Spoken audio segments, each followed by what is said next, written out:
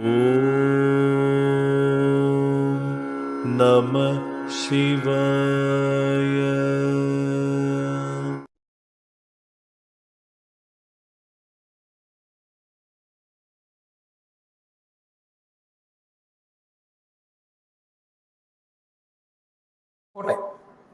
അപ്പോൾ ആ കൃഷ്ണനിലൂടെ വേദവ്യാസ മഹർഷി അർത്ഥശങ്കയ്ക്കില്ല ഇടയില്ലാതെ എല്ലാം വ്യാഖ്യാനിച്ചിട്ട് അവസാനം പറഞ്ഞത് എന്തെന്നറിയാമോ? വിമർശ്യത ദശേഷേണ. എടാ, നീ എന്നെ ക്രിട്ടിക്കലി അനലൈസ് ചെയ്യും, ചോദ്യം ചെയ്യും, എന്നിട്ട് യഥേച്ഛസി തഥാ കുരു, നിന്റെ സൗകര്യം പോലെ ചെയ്യും. എങ്ങനെയുണ്ട്? അപ്പോൾ കേട്ടു, യുക്തിപൂർവം വിമർശനാത്മകമായി ചിന്തിച്ചിട്ട് നീ ഒരു തീരുമാനം എടുക്കുക. അല്ലാതെ വിശ്വസിക്കാൻ ഒരു സ്ഥലത്തും പറഞ്ഞിട്ടില്ല. അപ്പൊ ഇവിടെയും നമ്മൾ ചെയ്യുന്നത് ഈ വിഗ്രഹങ്ങൾ എന്ന് പറഞ്ഞാൽ വിശദമായി ഗ്രഹിക്കേണ്ടത് ഏതോ അതാണ് വിഗ്രഹം. ഇംഗ്ലീഷുകാരൻ ഐഡിൽ എന്ന വാക്കുണ്ടാക്കിയത് നിന്നാണ്. There is an object which is containing a profound idea is called idol. ഇംഗ്ലീഷിൽ വിഗ്രഹത്തിന് ഐഡിൽ എന്ന പേര് വന്നത് അങ്ങനെയാണ്, ഇന്ത്യക്കാരൻ ഉണ്ടാക്കിയതാണ്. അപ്പോൾ ഇവിടെയൊക്കെ നമ്മൾ മനസ്സിലാക്കേണ്ടത്, ഈ തേങ്ങ ഉടയ്ക്കുന്ന കാര്യത്തിലേക്ക് വന്നാൽ, തേങ്ങ എന്ന് പറയുന്നതിന് 3 കണ്ണുണ്ട്, ശ്രദ്ധിച്ചിട്ടുണ്ട്? 2 കണ്ണും അടഞ്ഞായിരിക്കുന്നത്. അത് കിളിർക്കുന്നത് അതിൽ ഒരു കണ്ണേ കിളിർക്കും. നമുക്കുണ്ട് 3 കണ്ണ്. 2 കണ്ണ് ഭൗതിക ബോധം തരുന്നത് തുറന്നിരിക്കുകയും ആത്മബോധം, അതീന്ദ്രിയ ബോധം തടഞ്ഞിരിക്കുന്നത് അടഞ്ഞിരിക്കുകയും. അപ്പോൾ എല്ലാ യോഗശാസ്ത്രവും അല്ലെങ്കിൽ എല്ലാ മനോവ്യാപാര സംവിധാനങ്ങളും പിന്നെ നമ്മളെ മുന്നോട്ട് കൊണ്ടുപോകുന്നത് എന്താ, അല്ലെങ്കിൽ നിർദ്ദേശിക്കുന്നത് ഗോ ബിയോണ്ട് യുവർ സെൻസസ്, അതീന്ദ്രിയ ബോധം ഉണ്ടാക്കുക. അതീന്ദ്രിയ ബോധം activate your 6th sense, yoga ദൃഷ്ടി തുറക്കുക. 3-ാം കണ്ണ് അടഞ്ഞിരിക്കുന്നത് ജന്മന, അത് തുറക്കാനാണ് നമ്മൾ ഇതെല്ലാം ചെയ്യുന്നത്. തേങ്ങയിലോ നാച്ചുറലി അത് തുറന്നിരിക്കുന്നത്. അതുകൊണ്ടല്ലേ തെങ്ങിന് നമ്മൾ കൽപ്പവൃക്ഷം എന്ന് പറഞ്ഞത്? അല്ല, ഞാൻ ചോദിച്ചത് അത് കൽപ്പമാണല്ലോ. അല്ല, അതിന്റെ ഒരു പ്രത്യേകത കാലത്തെ അതിജീവിക്കുന്നതും അതിൽ ഉപയോഗം ഇല്ലാത്ത ഒരു സ്ഥലമല്ല. അല്ല, അത് വരുന്ന 3-ാം കണ്ണിൽ കൂടെയാണ്, അത് കിളുത്ത് വരുന്ന 3-ാം കണ്ണിലൂടെയാണ്. അപ്പൊ ഈ തേങ്ങയ്ക്ക് 2 കണ്ണും അടഞ്ഞിരിക്കുകയും 3-ാം കണ്ണ് തുറന്നിരിക്കുകയും ചെയ്യുന്നു. നമുക്ക് 3-ാം കണ്ണ് അടഞ്ഞിരിക്കുകയും 2 കണ്ണ് തുറന്നിരിക്കുകയും ചെയ്യുന്നു. അപ്പൊ നമുക്ക് തേങ്ങയെ പ്രതിബിംബമാണ്, അതൊരു സിമ്പലാണ്. അപ്പോൾ തേങ്ങയിൽ നിന്ന് കിളുത്ത് വരുന്ന 3-ാം കണ്ണ്, അതാണ് നമുക്ക് തുറക്കേണ്ടത്. ഇനി എവിടെയാ തുറക്കേണ്ടത്, എങ്ങനെയാ തുറക്കേണ്ടത്? നമുക്ക് ഗണാനാമ്പതി 5 ഗണങ്ങളെ, പഞ്ചേന്ദ്രിയങ്ങൾക്ക് അപ്പുറത്തേക്ക് പോകണം. അപ്പോൾ 6-ാം ഇന്ദ്രിയം തുറക്കാൻ തുറന്ന ആളാണ് ഒരു ബിംബമായി നിൽക്കുന്നത്, വിഗ്രഹമായി നിൽക്കുന്ന ഗണപതി. അപ്പൊ അവിടെ ഞാൻ തേങ്ങ എടുത്തിട്ട് പറയണേ, ഈ ഒരു ആശയം എന്തിനാ? ഇല്ലെങ്കിൽ ഇത് എത്രയോ 1000 കൊല്ലങ്ങൾക്ക് മുമ്പ് തുടങ്ങിയതാണ്. പുസ്തകത്തിൽ എഴുതി വെച്ചാൽ അത് ചിലപ്പോൾ നശിപ്പിക്കപ്പെടാം. നമ്മുടെ പല ഗ്രന്ഥങ്ങളും, ആയിരക്കണക്കിന് ഗ്രന്ഥങ്ങൾ ഈ ഇൻവേർട്ടേഴ്സ് കത്തിച്ചു കളഞ്ഞു. മാസങ്ങളോളം ലൈബ്രറികൾ നിന്ന് കത്തി. എന്താണ്? അവരെ മതത്തിൽ പുസ്തകം ഇല്ല. എത്ര കഷ്ടപ്പാട്! എന്തെങ്കിലും വിഗ്രഹം കണ്ടാൽ തല്ലി ഉടയ്ക്കുകയാണ് ആണ്. അപ്പോൾ അവിടെയാണ് മത അന്ധത. മതബോധമല്ല, അത് മത അന്ധതയാണ്. അപ്പോൾ ഇവിടെ ഈ തേങ്ങ എടുക്കുമ്പോൾ, അല്ലെങ്കിൽ ഒരു ആചാരമായി ഗുരുക്കന്മാർ സജീവമായി നിലനിർത്തിയത്, നിങ്ങൾക്ക് അതീന്ദ്രിയമായി പോകാമെന്നും ആ അതീന്ദ്രിയ അവസ്ഥയിൽ നിങ്ങൾക്ക് പ്രപഞ്ചത്തിന്റെ ആ ഒരു ഉണ്മയെ ആനന്ദപൂർവ്വം അനുഭവിക്കാമെന്നുള്ളതിന്റെ സിമ്പലുകളാണ്, ബിംബങ്ങളാണോ വിഗ്രഹങ്ങളാണ് ഇത്. അപ്പോൾ ഒരു തേങ്ങ എടുക്കുക എന്ന് പറഞ്ഞാൽ, ഇത് 3-ാം കണ്ണ് എനിക്കുണ്ട്. ഇനി അത് എറിഞ്ഞു പൊട്ടിക്കുക എന്ന് പറഞ്ഞാൽ, എൻ്റെ ജീവബോധം, അഹങ്കാരം, പരിമിതമായ ഞാനെന്നും എൻ്റേതെന്നുള്ള ബോധം പൊട്ടിക്കാതെ എനിക്ക് അഖണ്ഡതയിലേക്ക്, അവിദ്യയിൽ നിന്ന് വിദ്യയിലേക്ക് മാറാൻ കഴിയില്ല. അപ്പൊ ഈ തേങ്ങ ഗണപതിക്ക് ഉടയ്ക്കുക എന്ന് പറഞ്ഞാൽ, അതിന്റെ ഷെല്ല് പൊട്ടുന്നത് എൻ്റെ ഈഗോയാണ് പൊട്ടുന്നത്. ഇനി ഗണപതിക്ക് ഉടച്ച തേങ്ങ ആർക്കാ അവകാശം? പരമ്പരാഗതമായി അതിന് അവകാശികളില്ല. ആർക്കും ഒരു പീസ് എടുത്ത് കഴിക്കാം. അതുവരെ, ഉടയ്ക്കുന്നത് വരെ അവന്റെ കയ്യിലുള്ളൂ, അവന്റെ ഉടമസ്ഥാവകാശം. ഗണപതിക്ക് ഉടച്ചു കഴിഞ്ഞാൽ അത് ആൾക്കാർക്ക് എടുക്കാം, അതിലെ വീണ് പട്ടിക്ക് പൂച്ചയും തിന്നാം. പക്ഷെ ഇപ്പൊ വീണ്ടും അത് മാറി. അതിനവിടെ ഈ കോൺട്രാക്ട് എടുത്ത ആൾക്കാരാണ് അതെടുത്തിട്ട് വീണ്ടും എണ്ണയാക്കി. ഓക്കെ, ഇവിടെയൊക്കെയാണ് നമ്മുടെ ആശയത്തിന്റെ ആ ദുർവ്യാഖ്യാനങ്ങളോ ദുരുപയോഗങ്ങളോ വരുന്നത്. അപ്പൊ തേങ്ങ എന്ന ഒരു പ്രതീകം ഇങ്ങനെ ഞാൻ എന്ന അഹങ്കാരത്തെ പൊട്ടിക്കുന്നു. എന്തിന്? എൻ്റെ ആത്മബോധമായ 3-ാം കണ്ണ് തുറക്കാൻ. ആരുടെ മുന്നിൽ? ഗണാനാമ്പതി ഗണപതി. ആ ആശയത്തിന് മുന്നിൽ വിഗ്രഹം. ഞാനത് വിശദമായി ഗ്രഹിച്ചാൽ പിന്നെ ഞാൻ ആരായി? അതായി. You are what you know. അപ്പോൾ എത്ര തന്ത്രപരമായാണ് നമ്മുടെ ഈ ആഘോഷങ്ങളെയും ആചാരങ്ങളെയും അനുഷ്ഠാനങ്ങളെയും ഒക്കെ ആത്മബോധത്തിലേക്ക് നയിക്കുന്നതെന്ന് ആ ഗുരുക്കന്മാരുടെ ആ ഒരു ബുദ്ധി ഒന്ന് ആലോചിച്ച് നോക്കിയേ. ഇവിടെയാണ് ഈ ആഴത്തിൽ പോകുമ്പോൾ ഈ വിമർശിക്കാനും നിഷേധിക്കാനും ഏത് വിഡ്ഢിക്കും കഴിയും. പക്ഷേ ആഴത്തിൽ പഠിച്ച് അതറിയുമ്പോൾ അത് ചെയ്യുന്നത് ഇപ്പോൾ ആധുനിക ശാസ്ത്രജ്ഞന്മാരാണ്. അവരിതിനെ പണ്ട് മനസ്സെന്ന മാധ്യമം ഉപയോഗിച്ചറിഞ്ഞ കാര്യങ്ങൾ ഇന്ന് മെഷീൻ യന്ത്രങ്ങൾ ഉപയോഗിച്ച് ആൾക്കാരെ ചെയ്യുന്നു. ഇത്രയേ ഉള്ളൂ. അപ്പോൾ ആധുനിക ശാസ്ത്രജ്ഞന്മാർ, അതായത് ഉദാഹരണത്തിന് നമ്മുടെ സ്വിറ്റ്സർലൻഡിൽ സേൺ എന്ന് പറയുന്ന സ്ഥലമുണ്ട്. അവിടുത്തെ അതെ ഹാഡ്രോൺ കൊളൈഡറൊക്കെ സെറ്റ് ചെയ്തിരിക്കുന്ന ലോകത്തിലെ ഏകദേശം 100-ൽ പരം രാജ്യങ്ങളിൽ നിന്നുള്ള ഹൈ ലെവൽ സയന്റിസ്റ്റുകളാണ് വരുന്നത്. അപ്പോൾ അവിടുത്തെ കോർട്ട്യാർഡിൽ വെച്ചിരിക്കുന്ന പ്രതിമ ഏതാണ്? നടരാജനാണ്. അവിടെ ഒരു ആറ്റമോ അല്ലെന്നുണ്ടെങ്കിൽ ഏതെങ്കിലും ഒരു വലിയ ശാസ്ത്രജ്ഞന്റെ പ്രതിമയല്ല വെച്ചത്. അവിടെ നടരാജ നൃത്തമാണ് വച്ചത്. അതിൻ്റെ അടുത്ത് ഒരു ശിലാഫലകമുണ്ട്. അതിൽ ഡോക്ടർ ഫ്രിജഫ് കാപ്രയുടെ ആ ഒരു താളത്തെക്കുറിച്ച്, ചലനത്തെക്കുറിച്ചുള്ള ഒരു കമൻ്റാണ് അതിനകത്ത് എഴുതി വെച്ചിരിക്കുന്നത്. ചുമ്മാണോ ചെയ്തത്? അപ്പോൾ അവിടെ ഇരിക്കുന്നവർ അന്ധവിശ്വാസികളാ? ഇതിൻ്റെ ആഴങ്ങൾ അന്വേഷിക്കുന്നവൻ കണ്ടെത്തും. ഇല്ലാത്തവൻ പറയും എന്താ ഇതൊക്കെ വെറും, വേണമെങ്കിൽ തല്ലി ഉടയ്ക്കാൻ പറയും. അത് ഇവിടെ ഇടയ്ക്ക് ചില ആൾക്കാർ പറയുന്നുണ്ട്. കാരണം ഈ ഭാരതത്തിലെ സയന്റിസ്റ്റുകൾ പോയപ്പോഴും അവിടെ ഒരു ഗിഫ്റ്റ് ആയിട്ട് കൊടുത്ത സാധനം അവിടെ വെറുതെ വെച്ചേക്കുകയാണ്. പക്ഷേ കാപ്രയെ കുറിച്ചൊന്നും ചിന്തിക്കില്ല. കാപ്രയെ കുറിച്ച് ഞാൻ പറഞ്ഞപ്പോഴേ എൻ്റെ ഒരു പഴയ സ്റ്റുഡൻ്റ് ഉണ്ട്. പുള്ളിക്കാരി ഫിസിക്സിൽ PhD ആണ്, ഇപ്പോൾ അസിസ്റ്റന്റ് കളക്ടറാണ്. പുള്ളിക്കാരി എന്നോട് പറഞ്ഞൊരു വാക്കുണ്ട്. അതായത് സാറിനെ പോലെ എന്നെ ഉയർന്ന വായനയുടെ ലോകത്തിലേക്ക് നയിച്ച ഒരാളുടെ ഈ സ്യൂഡോ സയൻസ് ഞാൻ കേൾക്കാൻ ആഗ്രഹിക്കുന്നില്ല. ഞാൻ പറഞ്ഞ കാപ്ര ഞാൻ ക്ലാസ്സിൽ നിന്ന് വായിച്ചു കഴിഞ്ഞാൽ എൻ്റെ പ്രൊഫസർ എന്നെ പുറത്താക്കുമെന്നാണ് ആ കുട്ടി പറഞ്ഞത്. ഞാൻ വല്ലാതെ അത്ഭുതപ്പെട്ടത് കേട്ടപ്പോഴും. അതും ശരിയല്ലേ? ശരിയാണ്. ഇപ്പോൾ ക്ഷേത്രങ്ങളിൽ എന്താണ് വഴിപാട് പാടില്ല എന്ന് പറഞ്ഞാൽ നമുക്ക് തല്ലി കിട്ടൂല. അതെ അതെ.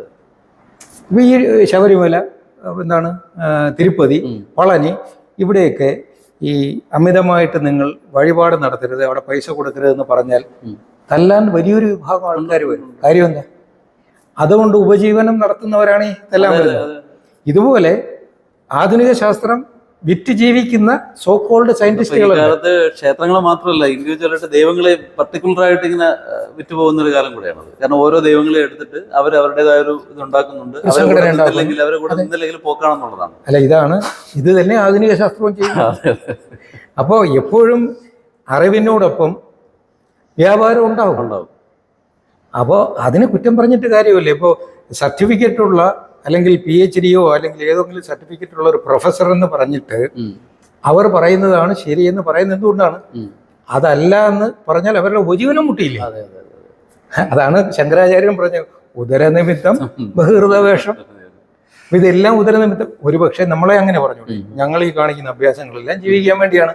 അതെ, അറിഞ്ഞവൻ പറയും അതെ, അറിയാത്തവൻ പറയും അങ്ങനെയല്ല, ഞാൻ ലോകത്തിന് വേണ്ടിയാണ് ജീവിക്കുന്നത്. ലോകത്തിന് വേണ്ടിയാണെങ്കിൽ ഡോക്ടർമാരെന്തിനാ പിന്നെ രോഗങ്ങളെ പ്രോത്സാഹിപ്പിക്കുന്നത്? പ്രതിരോധ ശേഷി വർദ്ധിപ്പിക്കാനുള്ള വ്യക്തമായ പ്രകൃതിദത്തമായ കാര്യങ്ങൾ പ്രോത്സാഹിപ്പിക്കാതെ മരുന്നിനെ പ്രോത്സാഹിപ്പിക്കുന്നത് എന്തുകൊണ്ടാണ്? പുതിയ രോഗങ്ങൾ ഉണ്ടാവണമല്ലോ. അപ്പോൾ നല്ലവർക്ക് കച്ചവടം നടക്കുള്ളൂ. ഇതുപോലെ തന്നെയാണ് ഇടയ്ക്ക് TV-യിൽ ഒരു പരസ്യമുണ്ട്, അതായത് ഡെന്റിസ്റ്റുകൾ ശുപാർശ ചെയ്യുന്ന പേസ്റ്റ്. അപ്പൊ ഞാൻ പലരോടും ചോദിച്ചു, കാര്യം ഒരു ഡെന്റിസ്റ്റും ആഗ്രഹിക്കില്ല ആർക്കും പല്ലുവേദന വരില്ലേ എന്നാലും ആഗ്രഹിക്കില്ല. അതിൽ നിന്ന് ആ ഒരു കോമൺ സെൻസ് ഉപയോഗിച്ച് നമ്മൾ ചിന്തിച്ചാൽ മതി. അപ്പോൾ ഇവിടെ ഇപ്പം നമ്മുടെ ചിന്തയും ബാഹ്യമായിട്ട് പോയാൽ അത് അവിദ്യയിലാണ്. അപ്പോൾ ഈ ലോകം ഇങ്ങനെയൊക്കെ കാണുന്നെങ്കിലും ഇത് തർക്കത്തിന് വേണ്ടി, അവസരത്തിന് വേണ്ടി സംസാരിക്കാമെങ്കിലും അനുഭവത്തിലേക്ക് പോകുമ്പോൾ ഈ പറഞ്ഞ പ്രൊഫസറും ഉൾക്കൊണ്ടവനും നിഷേധിച്ചവനും എല്ലാം നമ്മളെ സമയത്തോളം ആഴത്തിലറിഞ്ഞാൽ ഒന്ന് തന്നെയാണ്. അതുകൊണ്ടാണ് ഭഗവത്ഗീത കൃത്യമായിട്ട് പറഞ്ഞത്. ഇപ്പോൾ ഫ്രിജഫ് കാപ്രയ്ക്ക് അത് മനസ്സിലാകാൻ കാര്യം ശാസ്ത്രത്തിന് ഒരു പരിധി ഉണ്ടെന്നും അതിനപ്പുറത്തേക്ക് അന്വേഷിച്ചതുകൊണ്ടാണ് അദ്ദേഹം ടിബറ്റിൽ വന്നിട്ട് 6-7 കൊല്ലം അദ്ദേഹത്തിൻ്റെ ആന്തരികമായ മനനത്തിന് ഉപയോഗിച്ചത്. അതിന് ശേഷിയോ പിന്നെ താല്പര്യമോ ഇല്ലാത്ത ആൾക്കാർക്ക് അവരെ ഇദ്ദേഹത്തെ നിഷേധിച്ചല്ലേ മതിയാവും. അതുപോലെ തന്നെ നമ്മുടെ പല മത ആചാര്യന്മാരെയും അവരുടെ യഥാർത്ഥ ഫോളോവേഴ്സ് അംഗീകരിച്ചിട്ടില്ല. അത് എല്ലാ മതത്തിലും ഉണ്ട്. യഥാർത്ഥ മതത്തിൽ പറയാൻ അങ്ങനെയല്ല, ഞാൻ എൻ്റെ അമ്മയാണ് ഇതിനെ പ്രാർത്ഥിക്കുന്നത്, സഹോദരനാണ് പ്രാർത്ഥിക്കുന്നത്. ഇതിനകത്ത് ഈ ഓരോ മതത്തിലും എന്തിനാ അവാന്തര വിഭാഗങ്ങളുള്ളത്? അപ്പൊ അവനവന്റെ കച്ചവടം നടക്കുക, അതിനു വേണ്ടിയിട്ടാണ്. അത് അറിഞ്ഞിട്ടാണ് ഗീത പറഞ്ഞത് സമശത്രൗച മിത്രൗച. നിനക്ക് അതീന്ദ്രിയമായ അവസ്ഥയിലേക്ക്, ഈശ്വരാവസ്ഥയിലേക്ക് പോകണമെങ്കിൽ ശത്രുവും മിത്രവും നിനക്ക് ഒരുപോലെ ആകണം. മാനവും അപമാനവും ഒരുപോലെ. ശീത ഉഷ്ണ സുഖ ദുഃഖ സമസംഗ വിവർജിത. സമമായിട്ട് സമമായി ദർശിക്കുന്നവനാണ് സമദർശി, അല്ലെങ്കിൽ ആ അനുഭവത്തെയാണ് സമാധി. സമമായി സ്ഥിതി ചെയ്യുന്നതാണ് സമാധി. അപ്പൊ മനസ്സിനെ സ്ഥിരമായ ഒരു അവസ്ഥയിലേക്ക് സമമായി നിർത്തുമ്പോൾ ഞാൻ സമാധി അനുഭവിക്കുകയാണ്. ഇതെല്ലാം ശരിയാണ്. സമ്യക്കായി നശിക്കുന്നത് സന്യാസി, സമ്യക്കായി സ്ഥിതി ചെയ്യുന്നത് സമാധി, സമ്യക്കായി അറിയുന്നത് സ്വാമി, അറിയുന്നവൻ സ്വാമി, ഇത് സ്വമ്മിനെ അറിയുന്നവൻ സ്വാമി. അപ്പൊ ഇതെല്ലാം ഓരോ ഭാഷയുടെ പ്രത്യേകിച്ചുള്ള തലങ്ങൾ ആഴത്തിൽ നോക്കിയാൽ ഇതെല്ലാം ഒന്ന് തന്നെ. ഈ ഇടയ്ക്ക് എൻ്റെ അച്ഛൻ ഇങ്ങനെ പറയുമായിരുന്നു, ആഹാരത്തിനെ കുറിച്ച് ഇങ്ങനെ ഒരുപാട് അവിടെ വീട്ടിൽ കൂടെ തർക്കങ്ങൾ നടക്കും. അപ്പോൾ അച്ഛൻ ആയുർവേദ വൈദ്യനും കൂടെ. അപ്പോൾ ചിലർ പറയും അതാണ് ശരി, ഇതാണ് ശരി, ഈ ആഹാരത്തിനോടൊപ്പം ഇത് ചേരില്ല, അങ്ങനെ ഇങ്ങനെ. അവസാനം അച്ഛൻ ഇങ്ങനെ നോക്കിക്കൊണ്ടിരുന്നിട്ട് പറയും, അവനവൻ അഗ്നിബലത്തിന് തക്കതാം ആഹാരം. അതായത് നമ്മുടെ അഗ്നിബലത്തിന് നമുക്കൊരു ദഹന ശക്തിക്ക് അനുസരിച്ചിട്ട് ആഹാരം കഴിക്കുക, അതാണ് യുക്താഹാരം. അതല്ല സൈനികർക്ക് പ്രത്യേകിച്ച് ആഹാരം, അല്ല സന്യാസിമാർക്ക് പ്രത്യേകിച്ച്. യുദ്ധസ്ഥലത്ത് പോകുന്നവന് അഗ്രസീവ് ആയിരിക്കണം, അവൻ കൂടുതൽ ചിന്തിക്കാൻ പാടില്ല. അപ്പൊ അതുകൊണ്ട് പിന്നെ ആക്ഷൻ ഓറിയന്റേറ്റഡ് ആയിട്ടുള്ള ആഹാരമാണ് വേണ്ടത്. അതുകൊണ്ടാണ് സാത്വികം രാജസികം താമസിക്കും എന്ന് പറയുന്നത്. ഇപ്പൊ മനസ്സിനെ സ്ഥിരമാക്കണമെങ്കിൽ അവൻ സ്ഥിരമായ മോളിക്കുള് കഴിക്കണം. ഇപ്പൊ ഞാനൊരു മാങ്ങ, ഒരു ചക്ക അല്ലെങ്കിൽ ഒരു കീര കഴിച്ച് ആ രണ്ടിന്റെയും ഫണ്ടമെന്റൽ നേച്ചർ എന്താണ്? അത് സ്ഥിരമായ ഒരു സ്ഥലത്ത് നിൽക്കുന്നു, അതിന് ബ്രെയിൻ ഇല്ല. അത് ചൂട്, വായു, ഭൂമി, ബലം ഇതെല്ലാം ചേർത്ത് ഒരു കോമ്പിനേഷൻ ഓഫ് എനർജി അതാണ് തരുന്നത്. അതൊന്നും ഞാൻ സ്പ്ലിറ്റ് ചെയ്തുണ്ടാക്കുമ്പോൾ എൻ്റെ ശരീരത്തിൽ നിൽക്കുന്നതും ആ മൊബിലിറ്റി ഇല്ലാത്ത പിന്നെ എനർജിയാണ്. അതേസമയം ഒരു കോഴിയെ പിടിച്ച് കട്ടിച്ച് ഞാൻ തിന്നുമ്പോൾ ആ കോഴി എപ്പോഴും ചിന്തിച്ച് വൈബ്രന്റ് ആണ്. അതുപോലെ അതിന്റെ മരണവേദന, ദുഃഖം, തലച്ചോറ് എല്ലാം അതിനകത്തുണ്ട്. ഇതിൽ നിന്ന് കിട്ടുന്ന ഊർജം ഒരു എപ്പോഴും സ്ഥിരമായി നിൽക്കില്ല. അപ്പൊ ധ്യാനിക്കണമെങ്കിൽ മനസ്സ് സ്ഥിരമാകണം. യൂറോപ്യൻസിന് പറഞ്ഞിട്ടുണ്ട് you are what you eat എന്ന് പറഞ്ഞു. അതെ, അത് യൂറോപ്യൻസ് പറഞ്ഞാലേ ശാസ്ത്രമാവും. അന്നാത് ഭവന്തി ഭൂതാരി എന്ന് ഇവിടെ പറഞ്ഞത് മനസ്സിലാക്കി. അപ്പൊ രണ്ടായാലും ഇതെല്ലാം നമ്മുടെ തന്നെ മനസ്സിന്റെ ഓരോ നിലകളാണ്. ആ മനസ്സിനെ എവിടെ നിർത്തണം എന്നുള്ളത് നാം തന്നെ തീരുമാനിക്കേണ്ടതാണ്. അല്ലാതെ ഇപ്പോൾ വാഗ്വാദങ്ങളിലും വിമർശനങ്ങളിലും നമ്മൾ ശ്രദ്ധ വെക്കുകയാണെങ്കിൽ ആ നമ്മുടെ മനോവ്യാപാരം അതിൽ തന്നെ ആയിരിക്കും. അതല്ല ഈ സർവ്വചലനങ്ങൾക്കും അപ്പുറത്തേക്കുള്ള നിശ്ചലതയാണ് എനിക്ക് ആവശ്യമെങ്കിൽ പ്രപഞ്ചം ചലിക്കുകയാണ്, ശരീരം ചലിക്കുകയാണ്. പറഞ്ഞ് മനസ്സിലായിട്ടില്ല? ശരീരം എന്ന വാക്കിന്റെ അർത്ഥം ശീര്യതേ അനേന ഇത് ശരീര എന്നാണ്. അപ്പൊ അനുനിമിഷം ഇവൻ മാറിക്കൊണ്ടിരിക്കുകയാണ്, മ്യൂട്ടേഷൻ. അങ്ങനെ മാറിക്കൊണ്ടിരിക്കുന്നതിൽ നിശ്ചലത ഉണ്ടാവോ? ഇല്ല. അങ്ങനെ നിശ്ചലത നമ്മൾ ഇല്ലാതെ മാറ്റത്തെ അറിയാനും കഴിയില്ല. അപ്പൊ നമ്മുടെ ഈ മാറ്റത്തിന് വിധേയമായ ശരീരത്തിനും പ്രപഞ്ചത്തിനും അപ്പുറം നിശ്ചലമായി ഒരു തത്വമുണ്ട്. നിശ്ചല തത്വേ ജീവൻ മുക്തി. തത്വം എന്ന വാക്കിന്റെ അർത്ഥം പലരും പറയും തിയറിയാണ്, പക്ഷെ അതല്ല. അതിന്റെ ആഴത്തിൽ വേറൊന്നുണ്ട്, തത്വം എന്നാണ്. അത് നീയാണ് എന്നാണ്. അപ്പോ ഞാൻ പറയുന്ന തത്വം സത്യത്തില് ഞാനാണ്. അതെ, തത് അത് ത്വം നീ അസിയാകുന്നു എന്നാണ്. അപ്പൊ ഞാൻ നല്ലൊരു കാര്യത്തെ അംഗീകരിച്ചാൽ അത് ഞാനാണ്. You are what you think. ഞാനൊരു ചീത്ത കാര്യത്തെയാണ് ഓർക്കുന്നതെങ്കിൽ ഞാൻ അതാണ്. അപ്പോൾ അതാണ് തത്വം. അപ്പൊ ഈ തത്വത്തെ നമ്മൾ നിശ്ചല തത്വേ, ആ സർവചലനങ്ങൾക്കും അപ്പുറമായിട്ടുള്ള ആ ഒരു പിന്നെ സ്റ്റെബിലിറ്റിയിൽ ഞാൻ ആയാൽ ഞാൻ തന്നെയാണത്. അതാണ് തത്വം, അതാകുന്നു. അത് ഗുരു ഉപദേശവാക്യത്തിൽ പറഞ്ഞത്. ഈ 4 വേദങ്ങളില് ആദ്യത്തേത് ശരിക്കും പറഞ്ഞു കഴിഞ്ഞാൽ പിന്നാണ് ലക്ഷണവാക്യമാണ്. അതിൽ ഒരു പ്രജ്ഞാനം ബ്രഹ്മ എന്ന് പറയുന്നത് ഒരു അവസ്ഥയാണ്. അടുത്തത് ശരിക്കും അനുഭവവാക്യമാണ്. അഹം ബ്രഹ്മാസ്മി. അഹം ബ്രഹ്മാസ്മി എന്ന് പറയുന്നത് ഞാൻ, എൻ്റെ അനുഭവം. മൂന്നാമത് പറയുന്ന തത്വമസി ഉപദേശമാണ്. തത് ത്വം അസി എന്ന് പറയുന്ന. അപ്പൊ ഈ ഉപദേശം ഗുരുക്കന്മാർ തന്നിരിക്കുന്നത് ശരിക്കും നിശ്ചല തത്വേ ജീവൻ മുക്തി. നിന്റെ പ്രശ്നങ്ങളിൽ നിന്ന് മുക്തി കിട്ടണമെങ്കിൽ നീ ആ നിശ്ചലതയെ അറിയണം. നീ അതറിഞ്ഞാൽ അതാണ് നീ. അതിന് ഈ ബാഹ്യമായിട്ടുള്ള ഒരു വ്യാപാരവും നമ്മെ സഹായിക്കില്ല. അത് മനസ്സിനെ ഉള്ളിലേക്കെടുത്ത് അത് 5 ഇന്ദ്രിയങ്ങളെയും അടച്ച് 6ാം ഇന്ദ്രിയം തുറക്കുന്നവനും മാത്രം അനുഭവപ്പെടുന്ന ഒരവസ്ഥയാണത്. ഇല്ലെങ്കിൽ പുസ്തകങ്ങൾ വായിക്കും, കേൾക്കും, വാദിക്കും, ചിന്തിക്കും, ഉറപ്പിക്കും, ഇതെല്ലാം ചെയ്തുകൊണ്ടിരിക്കും, അനുഭവം ഉണ്ടാവില്ല.